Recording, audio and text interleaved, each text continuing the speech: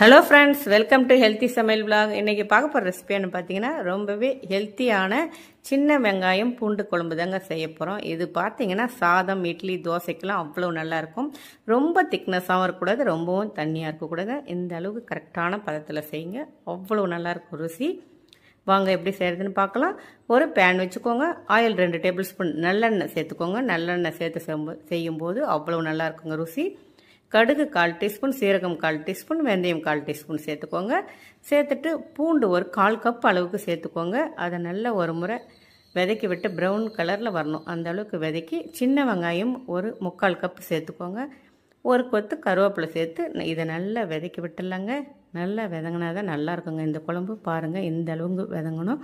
இப்போ ஒரு பெரிய தக்காளியை மிக்சி ஜாரில் சேர்த்துட்டு நல்லா அரைச்சி இதை கூடவே சேர்த்துடலாங்க.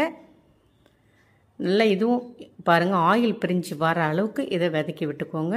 அந்த தக்காளியோட பச்சை வாசனை எதுவுமே இல்லாமல் இந்த அளவுக்கு இருக்கணுங்க. இப்போ நம்ம குழம்புக்கு தேவையான மசாலா சேர்த்துடலாங்க. 1 tablespoon Kashmiri chilli powder சேர்த்துக்கோங்க. 1 டேபிள் ஸ்பூன் தனியாத்தூள் கொஞ்சம் அதிகமாக கூட சேர்த்துக்கலாம், தப்பில்லை, நல்லா இருக்குங்க. ஒரு 1/4 டீஸ்பூன் அளவுக்கு மஞ்சள் தூள் சேர்த்துக்கோங்க. 1/4 டீஸ்பூன் அளவுக்கு சீரகத்தூள் சேர்த்துக்கோங்க. கட்டாயம் சீரகத்தூள் சேருங்க, அப்போ தான் நல்லாயிருக்கும். தண்ணி சேர்த்துடலாங்க. கொஞ்சமாக தண்ணி சேர்த்து இதை ஒரு முறை நல்லா மிக்ஸ் பண்ணி விட்டுக்கோங்க. பாருங்கள், இதை நல்லா மிக்ஸ் பண்ணி கொஞ்சம் ஆயில் பிரிகிற அளவுக்கு விட்டு இப்போ இன்னும் கொஞ்சம் தண்ணி சேர்த்துடலாங்க.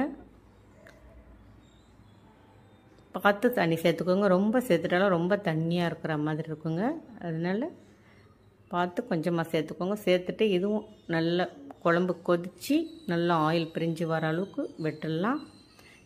இப்போ மூடி வச்சு இன்னும் ஒரு 2 நிமிஷம் அப்படியே விட்டுடலாங்க. பாருங்கள், நல்லா வந்திருக்கு. இப்போ இந்த டைமில் தான் நம்ம புளி ஊற்றணுங்க. புளி ஒரு சின்ன துண்டு புளியை நல்லா சுடுதண்ணில் சேர்த்து நல்லா கரைச்சி வச்சுக்கோங்க. பாருங்கள் எந்த அளவுக்கு திக்னஸாக இருக்குது பாருங்கள். இந்த அளவுக்கு இருக்கும்போது நம்ம புளி ஊற்றிடலாம். இப்போ புளி ஊற்றிட்டு நல்லா ஒரு முறை மிக்ஸ் பண்ணி விட்டுக்கோங்க. இதை இப்போ நம்ம மூடி வச்சு ஒரு 5 நிமிஷம் அப்படியே குக் பண்ண போகிறோங்க. ஒரு 5 நிமிஷம் கழித்து எடுத்திங்கன்னா பாருங்கள், சூப்பராக நல்ல ஒரு வாசனையோடு இருக்குது குழம்பு.